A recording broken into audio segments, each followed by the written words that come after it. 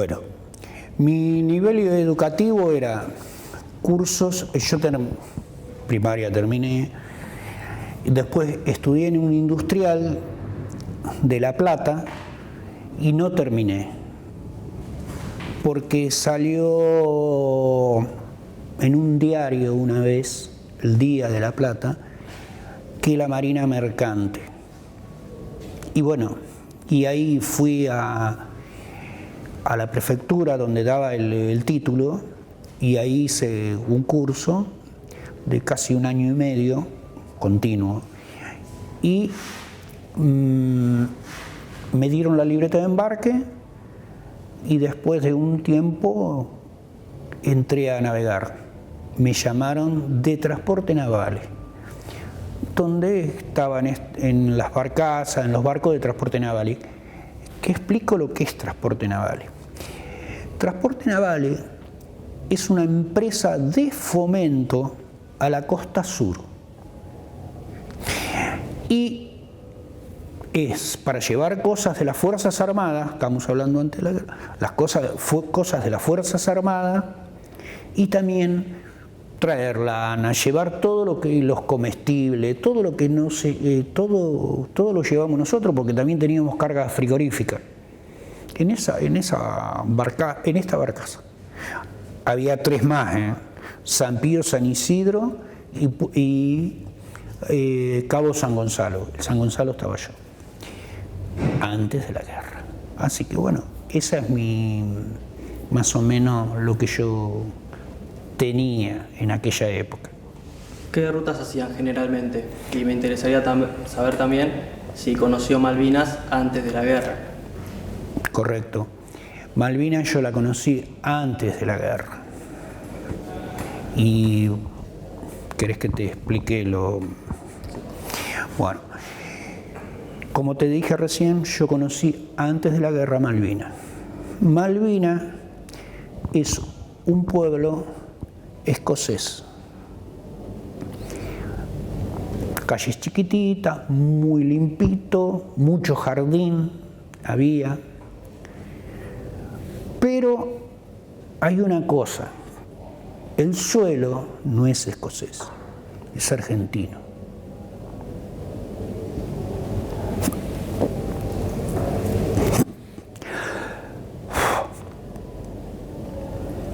Perdón. Es argentino.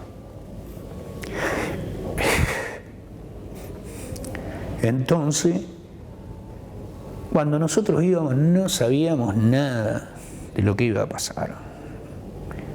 Después, bueno, nos enterábamos, la gente muy amable.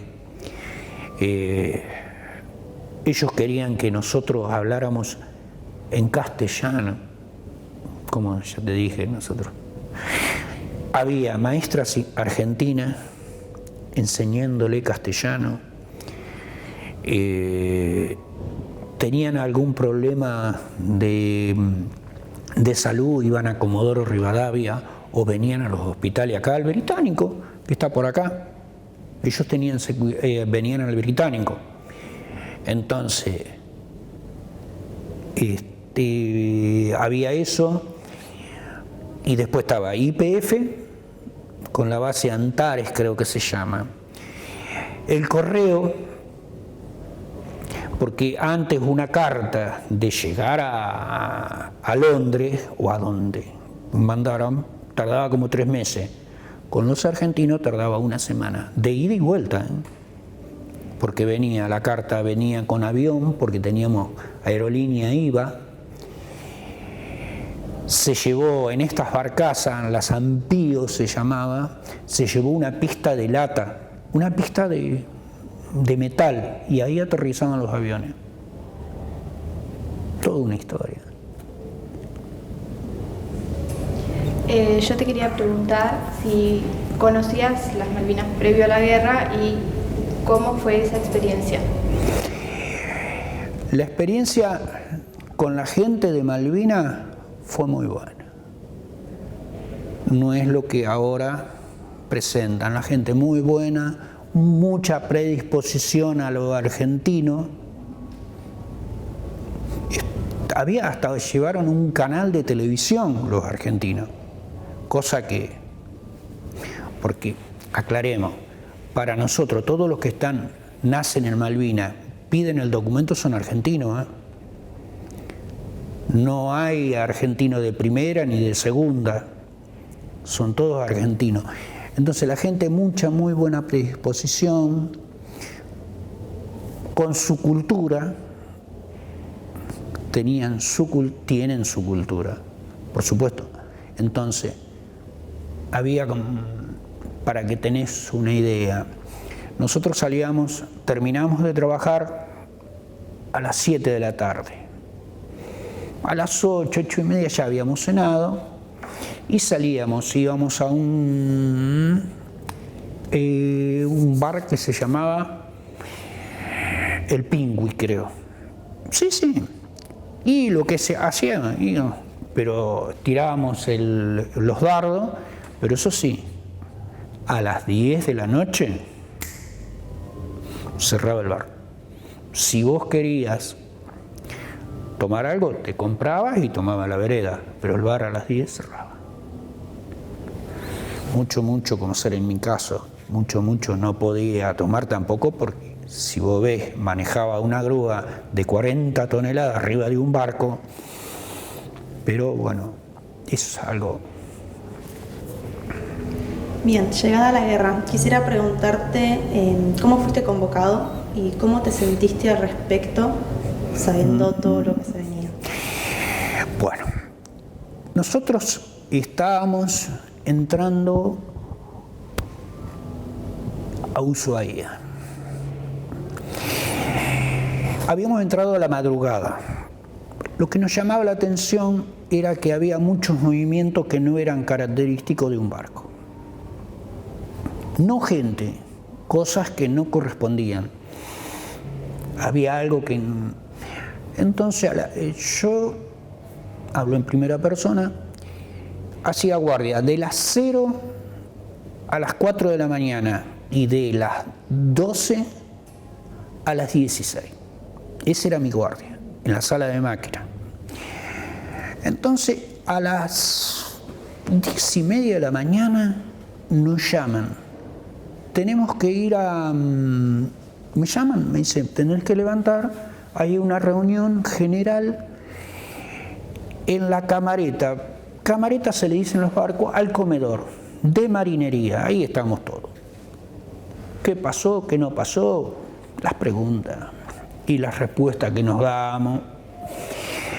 Entonces aparece el comandante, capitán. El capitán se llamaba Carballo D'Amico, está en ese libro, y nos dice que tomamos Malvinas.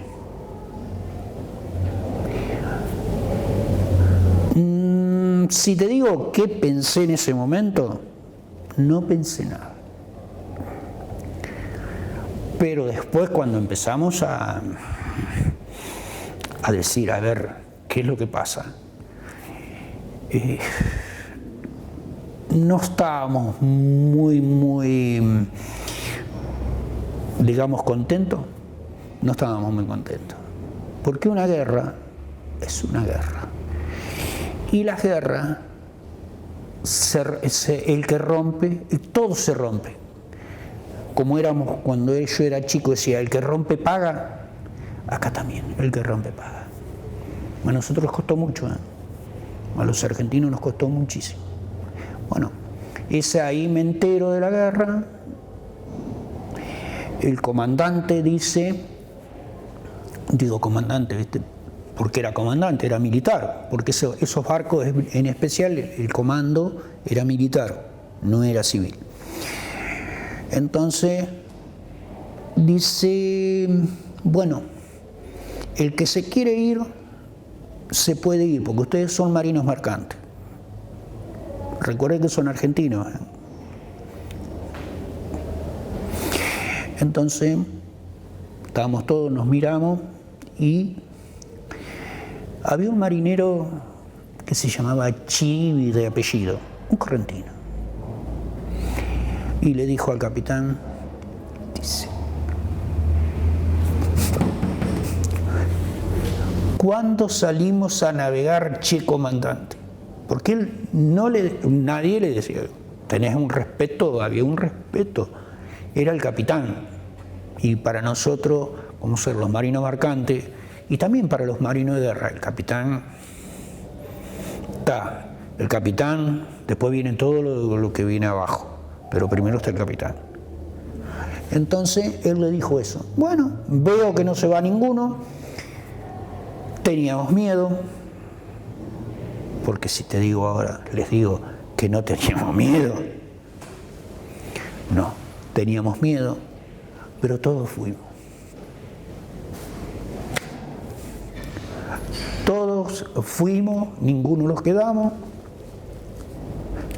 Lamentablemente tenés que ver esto.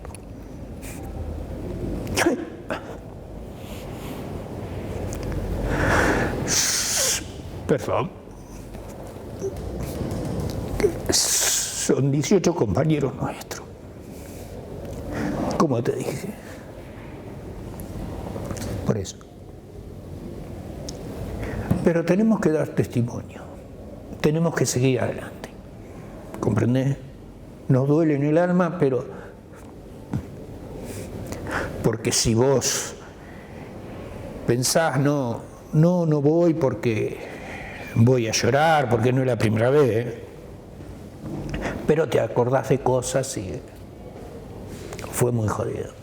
Antes de entrar en la guerra en sí, me gustaría consultarle por el rol de la Marina Mercante, el estado de la Marina Mercante en ese entonces, más que nada también porque en ese momento, después de las guerras mundiales, los británicos mismos tenían un gran porcentaje de la Armada que era Marina Mercante. La importancia y el estado en ese entonces me quería...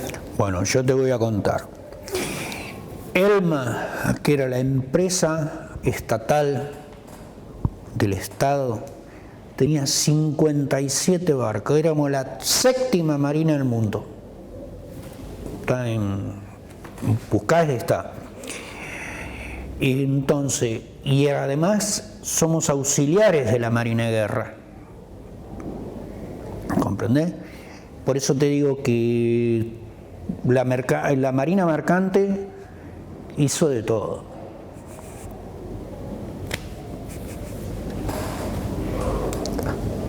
Nos costó mucho. Pero bueno, a lo que vos me preguntaste es, llevamos cosas te quiero decir, como ser un batallón completo de Santa Fe, los autos, los cañones, todas esas cosas, me refiero a eso. Después quisimos entrar en Malvinas, ya estábamos más o menos para mayo, una cosa así, el barco no pudo entrar. Me dijeron, bueno, entonces fuimos a Punta Quilla. Punta Quilla es el único puerto de agua profunda de la República Argentina. No sé ahora, pero en aquella época está en Santa Cruz, la famosa Punta Quilla. Bueno, fuimos ahí, después dejamos todo lo que teníamos que dejar y seguimos. El comandante decía, vamos a hacer soberanía. Hacíamos esto. Íbamos y veníamos, más o menos unas 30 millas de la costa, una cosa así. Por si teníamos que ir a buscar pilotos, si había algún barco que lo teníamos que ayudar, náufrago, todas esas cosas. Eso es lo que se dedicó la Marina Mercante. ¿Cómo te enteraste de la recuperación argentina de las islas? En Ushuaia. ¿En Ushuaia? Sí, en Ushuaia a las 10:30 de la mañana llamaron, nos contaron que habíamos recuperado las islas. ¿Y cómo era la relación con tus compañeros y con los superiores? Mira,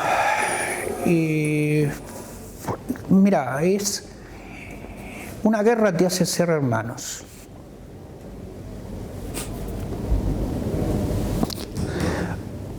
Por eso te hago tanto hincapié en esto. Porque sos hermano, porque estás solo. Tenés que hacer un rol de combate, le dicen ahora. En aquel momento era un rol de combate porque estábamos en una guerra. Si no, mi trabajo era trabajar en máquina y bueno, era con un oficial, llevábamos el barco a donde nos decían, ¿viste? Manejaba. Así que bueno, entonces, la relación era muy buena, todos teníamos miedo. No es que no teníamos miedo, pero íbamos. ¿Cómo y cuándo te enteraste del hundimiento del Lara Islas de los Estados? El Isla de los Estados era, yo me entero acá en Buenos Aires, porque estábamos por salir a Santa Fe. Habíamos venido y estábamos acá, ahí enfrente donde está la usina del arte, ahí ya estábamos al otro día y ahí nos enteramos de esto. Fue un golpe. Así que bueno, lo que pasa es que teníamos muchos años menos, pero fue un golpe muy duro, muy duro. También cayó el Buen Suceso, ¿eh? Ese libro está, es del buque de la misma empresa, que se llama Buen Suceso, que quedó en San Carlos, también quedó en San Carlos, pero ahí hay otra cosa, ¿viste? Hay testimonio. Hay 2 testimonios que se salvaron. Acá no se salvó ninguno. Así que bueno, ahí me enteré, después salimos. Después cuando volvemos de Santa Fe, a mí me desembarcan. Y estábamos todos, nos decían, no podíamos ir 200 kilómetros, más de 200 kilómetros de Buenos Aires. Era una guerra. ¿Qué quería decir? Que si necesitaban un mecánico o un engrasador. Engrasador es el que las temperaturas, los motores, ¿viste? Que ayuda a que no haya ningún problema, para que tampoco se inunde. Y bueno,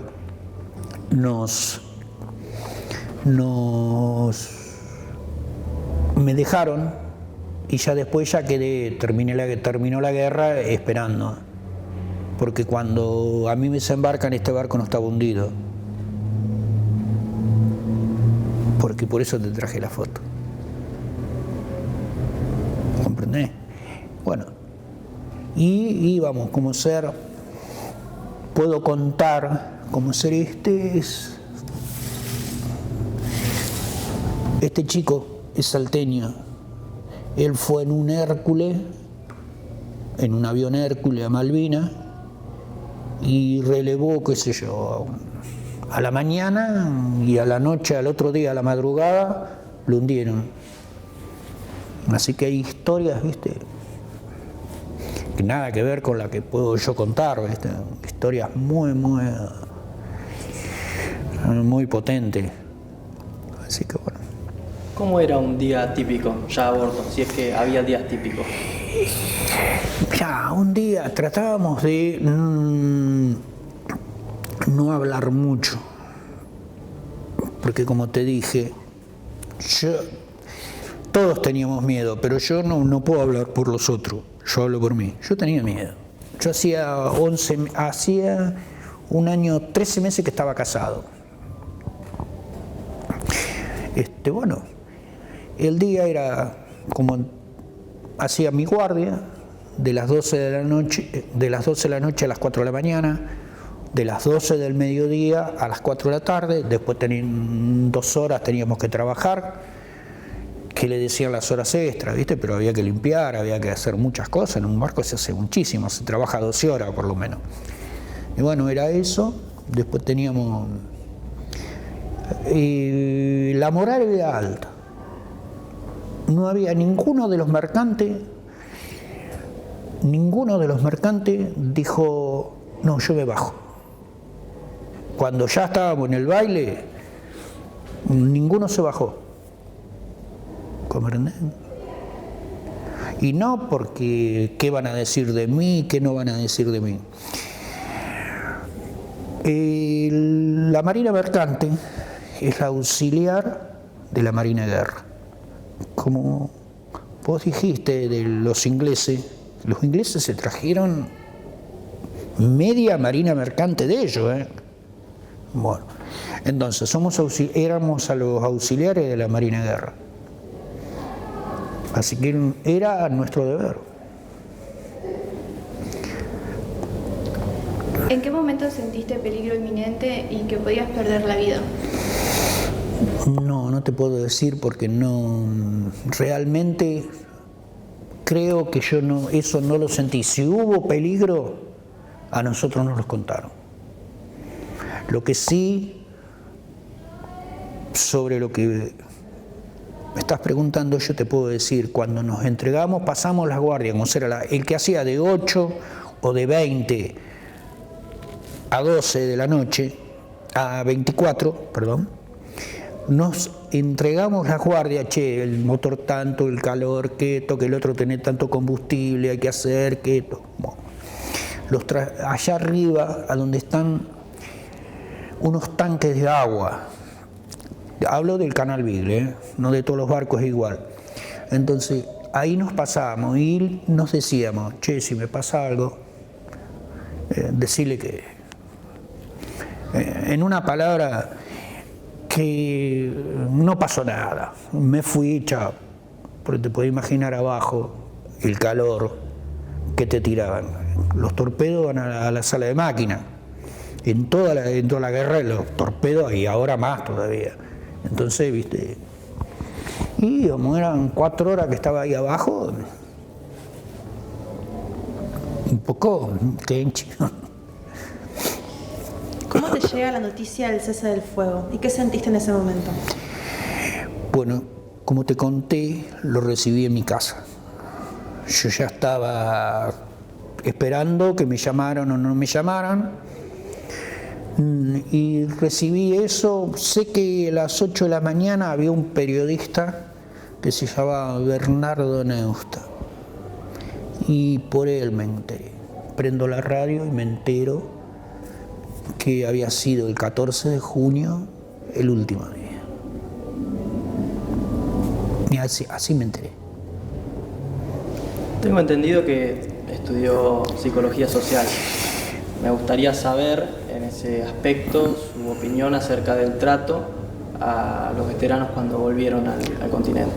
Bueno, te voy a contar. Como recién cuando me preguntaron los cursos que yo había hecho antes, cuando navegaba, ¿no? Antes de la guerra, secundario no lo tenía. Entonces,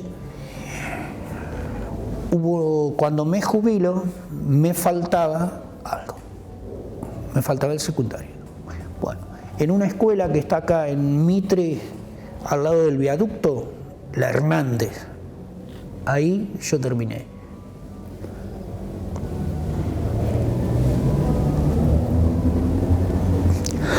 Ahí terminé mi secundario. Y fui escolta de la bandera. Yo tuve, no sé, que el promedio 8, ponele, vamos a redondear 8.50.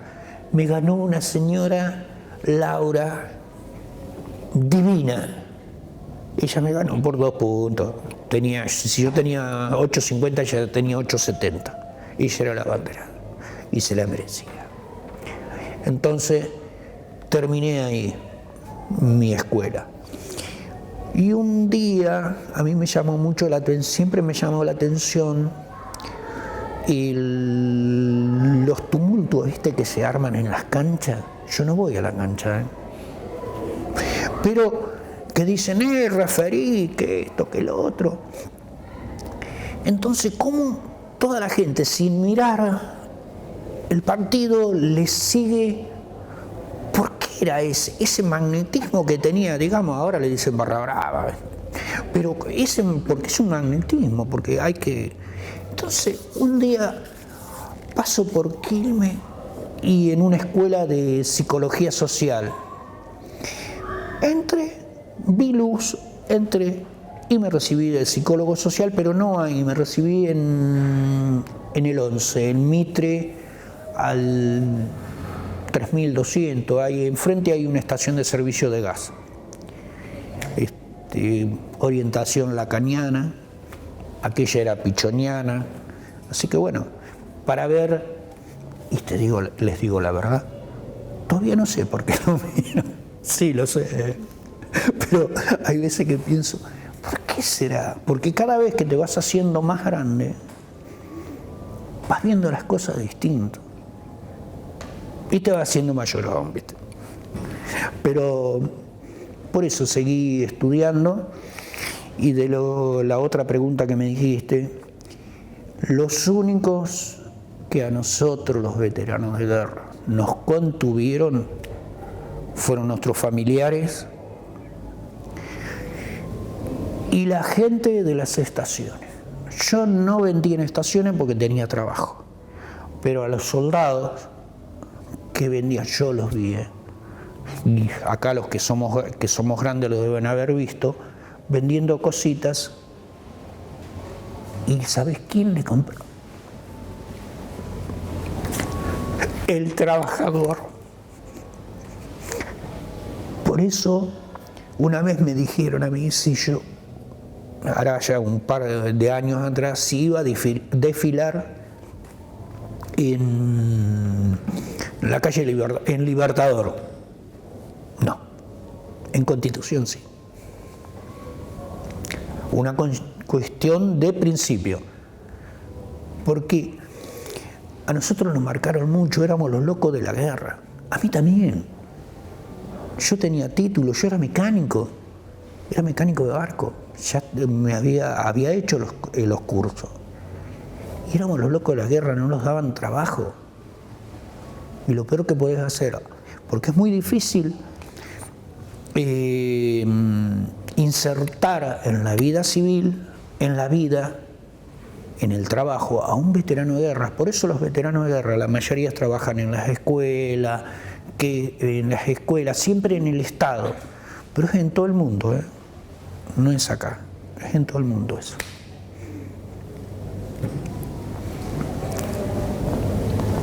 Quería preguntarte, a la vuelta, ¿no? Al regreso, ¿cómo y en qué volviste al continente? Bueno, yo volví en mi barco. Yo volví en el Canal Bigle. Fuimos a Santa Fe, volvimos y me dejaron acá esperando, pero a muchos, no era mi solo. Éramos muchos y que no los podíamos ir más de 200 kilómetros, no podíamos ir. Si a nosotros nos llamaban a las 12 horas teníamos que estar ahí porque ya sabíamos a dónde teníamos que ir, a tomar al Palomar, ¿viste? A tomar los aviones, porque algunos aviones salían del Palomar.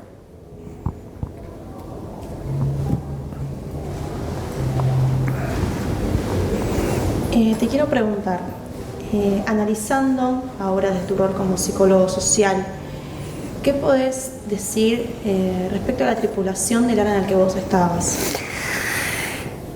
Bueno, psicología social es estudiar los grupos. Ustedes lo ven. De mi grupo que yo tenía ahí, como te dije recién, todos teníamos un poquito de miedo. Teníamos miedo, pero todos hacíamos lo que nos correspondía. Acá no había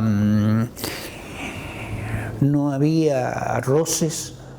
Habíamos tratado, ya que estábamos en una situación tan peligrosa, no íbamos a hacer roce nosotros. Pues sabés que en un grupo siempre, que uno de Boca, otro de River, que esto, que el otro. Entonces ahí eso no se hablaba de política, no se hablaba de muchas cosas. Jugamos a las cartas, ¿viste? Jugamos a las cartas, el barco tenía libros. Bueno, tratábamos de...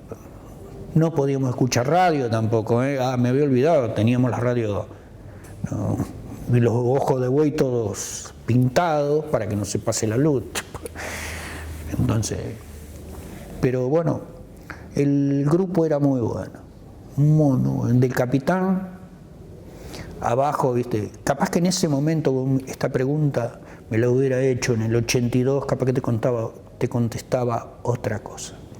Pero como dije hace un ratito, cuando vas creciendo, tanto de años como de inteligencia, te vas dando cuenta que, como ser el capitán, el tipo tenía la responsabilidad de 43 personas, de 43 y su familia.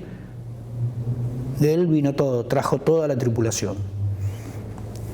Y bueno, así que para mí fue excelente. Como te dije recién, el compañero ese Chiribi, ¿viste? En esa respuesta que él da, ninguno de nosotros del grupo, éramos la mayoría, y la mayoría como civiles, ninguno dijo, no, yo me voy. Todos nos dijimos, bueno, listo, ya está.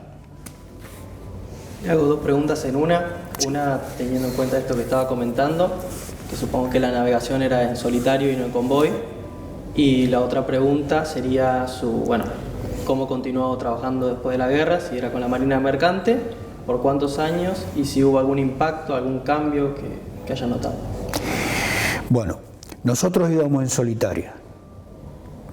Claro, desarmados, no teníamos armas, Y después, la segunda era, me preguntaste, ¿cómo siguió mi vida? Bueno, mi vida siguió, cuando vinimos de la guerra, hubo un impacto en un par de meses que nos dieron a todos, y después seguí navegando. Ahí conté que seguí navegando, fui a varias partes de América y también fui a Europa. Pero el gran problema nuestro vino, de todos, los veteranos de guerra, por la desmalvinización. Como dije recién, los loquitos de la guerra los metieron a todos. Fue algo terrible que nosotros no los esperábamos eso.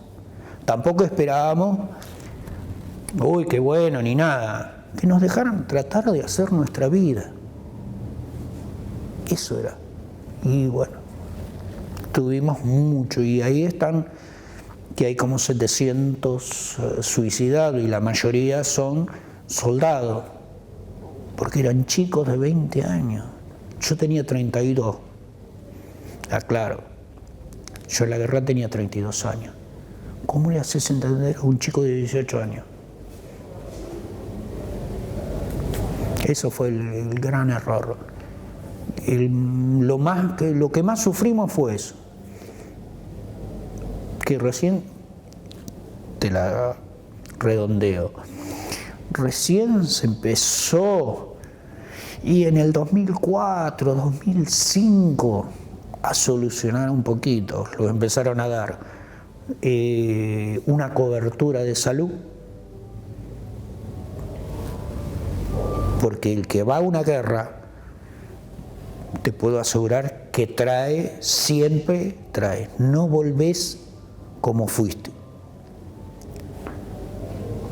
Haya visto tiro o no haya visto tiro. Te puedo imaginar un pibe de 18 años.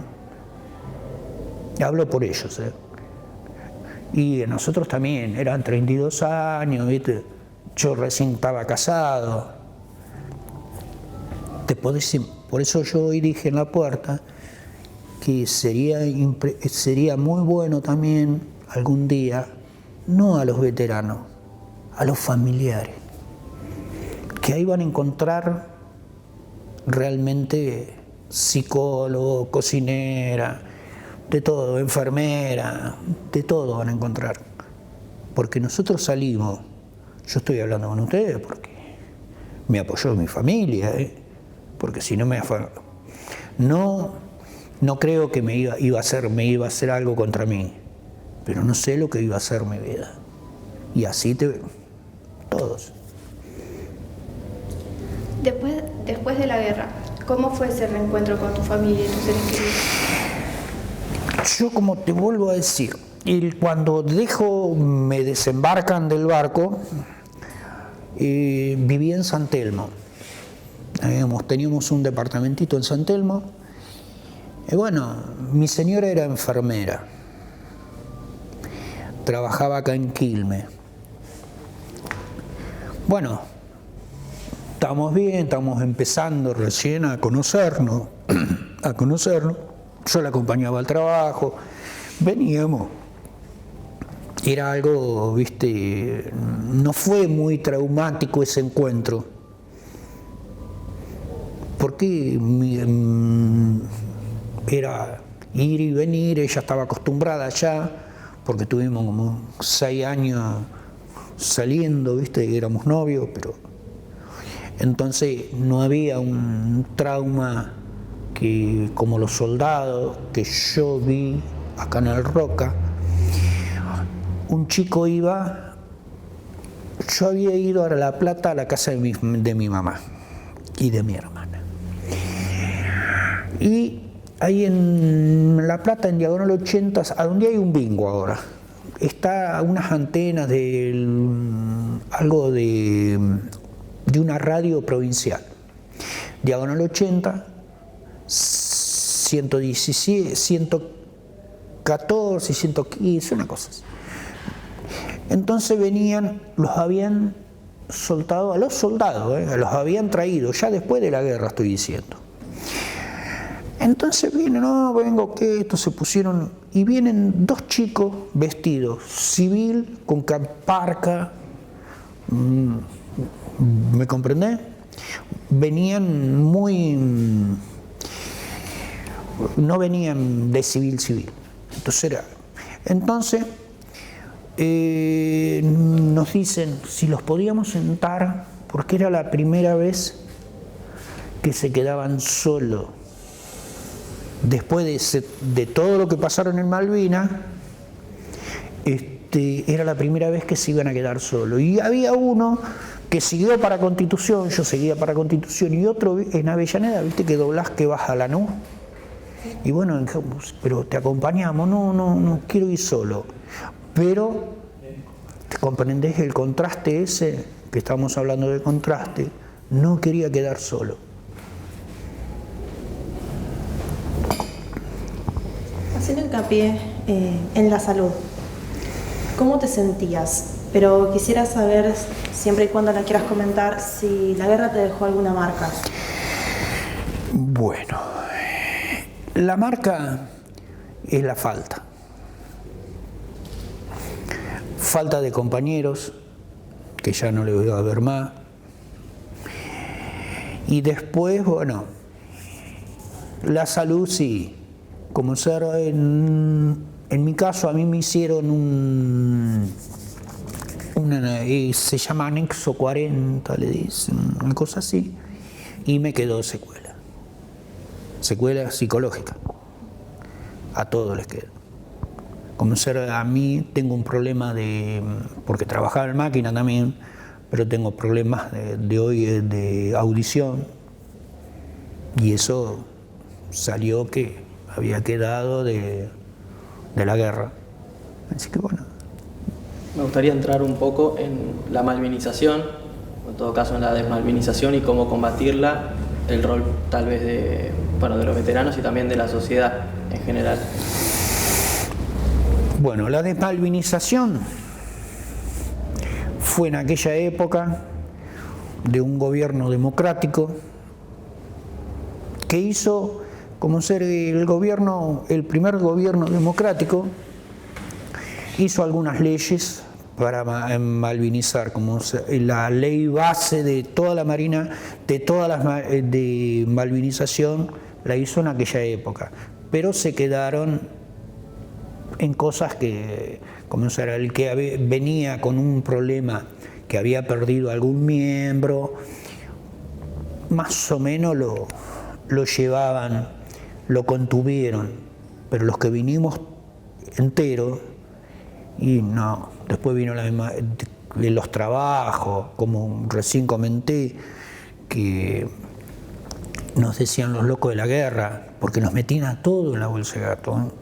Ni aunque yo tuviera trabajo, eso te duele, porque vos veías chicos de 18 años y bueno, vendiendo en los trenes, eso te duele.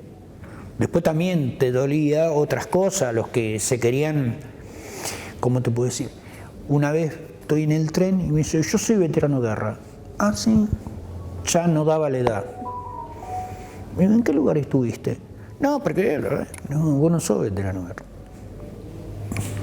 Después, viste, también eso te daba lucrar con algo tan duro. Te quería preguntar si integraste alguna organización de veteranos y qué rol desempeñas. Sí. Soy de la Asociación Veteranos Civiles de Malvinas. Soy vocal, ahora, y siempre traté de tratar de malvinizar, vendría a ser, he hablado algunas veces, pero no así como en este caso. He hablado en lugares, en algunos pueblos, como son familiares y gente conocida, tratando de decir, no es Malvina, porque antes se decía, son unas islitas. No es una islita. Ushuaia es la provincia más grande de la República Argentina, porque es Ushuaia e isla del Atlántico Sur. Y todo lo que el mapa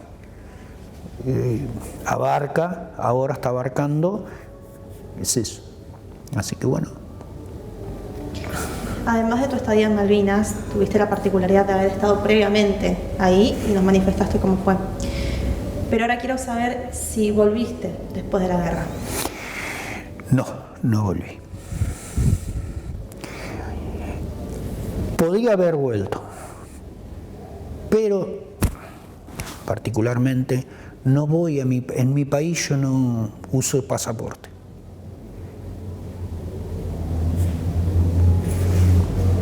Porque te piden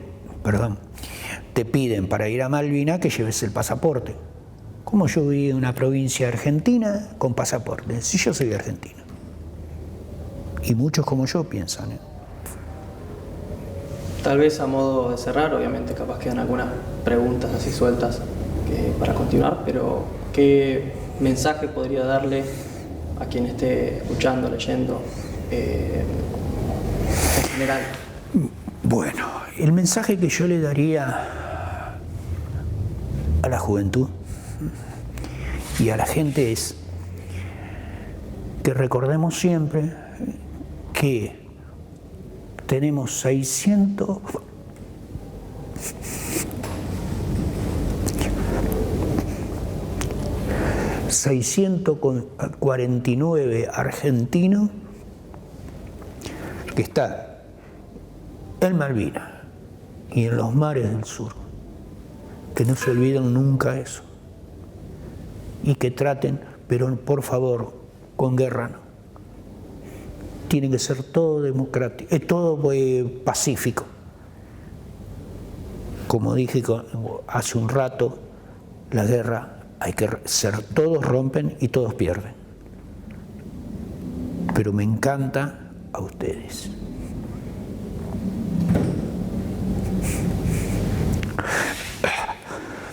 Me encanta que la gente joven pregunte por Malvinas. ¿Qué fue Malvinas? Porque ya los veteranos de guerra no estamos yendo.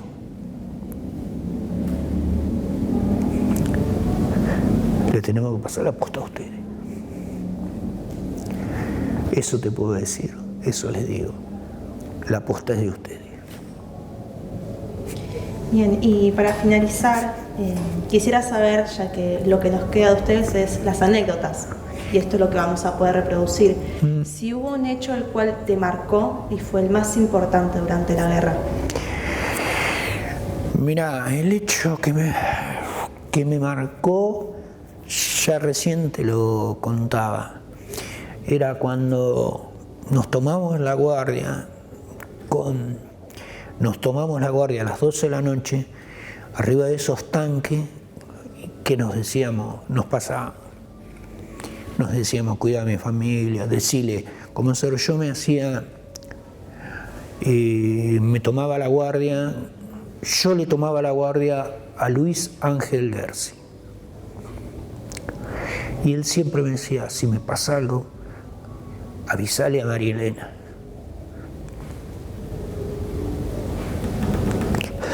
Era la señora, es la señora, él falleció. Y yo le decía, avisale a Laura, mi señora.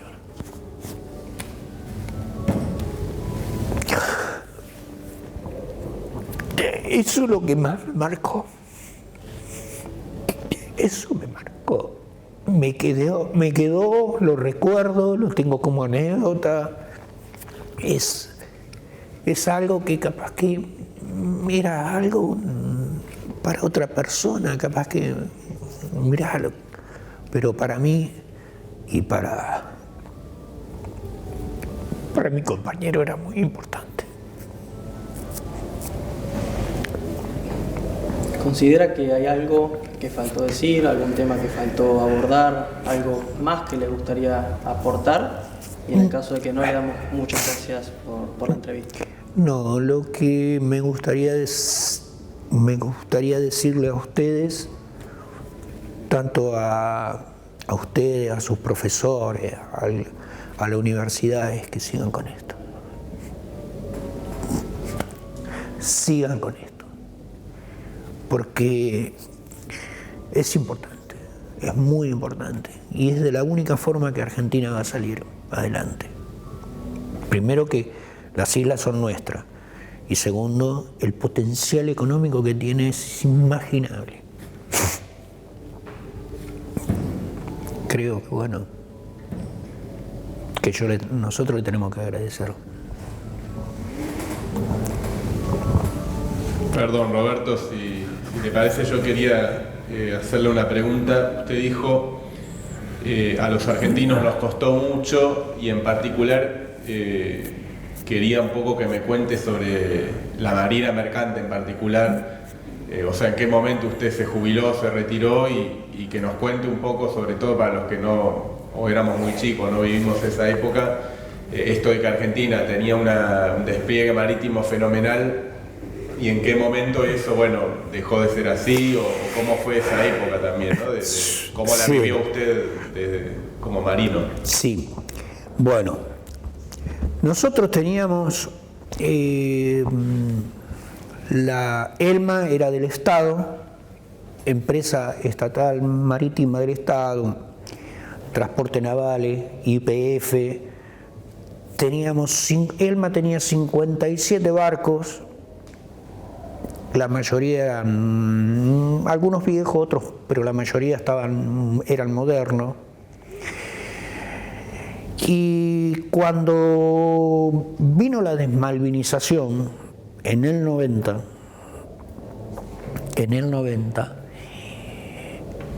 empezaron que era más barato llevar un container, esto es mi historia, un container por camión que por barco. Es imposible. Un camión lleva 1 o 2 containers, a lo mucho.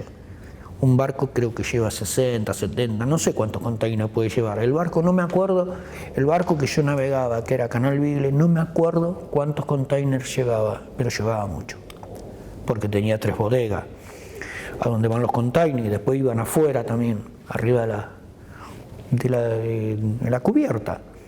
Entonces, y dijeron que no servía, que la Marina Mercante perdía plata, y en aquella época Argentina perdía, por no tener Marina Mercante, $2.000 millones al año, porque se ahorraba Argentina con los barcos de ellos, nuestro, se ahorraba esa plata, más o menos, cosa así, pero no era deficitaria como la hicieron pasar. No era deficitaria. ¿Cómo ahora quieren hacer pasar deficitaria que sea aerolínea? más o menos es algo parecido. Así que bueno, eso es una deuda que tiene, me parece, que la democracia con todos los argentinos, de que tener marina mercante. Porque ahora 7, 8 años vino el pabellón otra vez de vuelta a Argentina, pero nadie trajo nada, nadie trajo barcos. O no les conviene, o hay que saber por qué.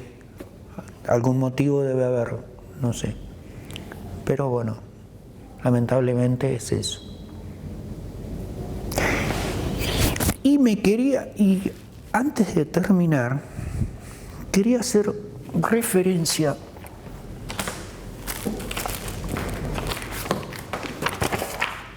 a... Nosotros tenemos en la provincia de Buenos Aires, ustedes saben que Argentina no reconoce en la zona de exclusión, reconoce TOA y TOM. Teatro de Operaciones Malvinas, y TOA es Omar. TOA y TOM. Nosotros no reconocemos la zona de exclusión. Nosotros tenemos una ley en la provincia de Buenos Aires, que es la 14.486, donde en el articulado en el 1 habla de la zona de exclusión. Yo con esto quiero decir, no quiero que le saque nada a nadie, pero el 1 y el 2 sería muy bueno que los diputados y senadores de la provincia lo cambien. No que a mí me den nada, ¿eh? Yo no. ¿Por qué? Porque va a suceder que algún día nosotros, ustedes o sus hijos, van a tener que ir a una mesa de negociaciones con Malvinas. Y lo primero que van a decirle, pero ustedes, una de las provincias más grandes, tiene una ley que reconoce la zona de exclusión. Es esta ley. Que eso sí se tendría que cambiar. Repito, no es para que le saquen a nadie, que arreglen eso, que saquen la zona, el redondelito, como nosotros los veteranos le decimos, que lo saquen. No sé cómo, los políticos si quieren lo pueden sacar. Y sería muy bueno que también ustedes hagan hincapié en eso. Es porque los veteranos de guerra, ¿por qué le viene esto? Los veteranos de guerra tenemos en la provincia de Buenos Aires, tenemos la de las pensiones honoríficas, es la 1206. No sé cómo salió este engendro y es una pensión de veterano honorífico, una cosa así, una pensión honorífica. Y sale esto. Pero el día de mañana, como los ingleses, que van a tener que, alguien de ustedes capaz que tiene que pelear no, jamás eso, pero va a tener que discutir, lo primero que le van a decir, porque... ¿Y esto? ¿Considerás que entonces esto presentaría un conflicto al momento de reclamar por vía diplomática las Malvinas? Yo creo que sí. Estoy hablando a título personal, no pero nuestro centro ha peleado muchísimo. Él es otro veterano de guerra, el secretario, el tesorero de nuestro centro. Así que sí, yo creo que sí. Y el día que venga José Parada, lo que ha peleado, lo que hemos discutido, hablado, llevado, que esto es, él sabe mucho más y ha ha interactuado para que eso se caiga muchísimo. Y es eso. Bueno, muchas gracias por su tiempo. No, y por su no, colaboración. por favor. Y espero que sigan hablando de Malvinas. Muchísimas gracias a ustedes.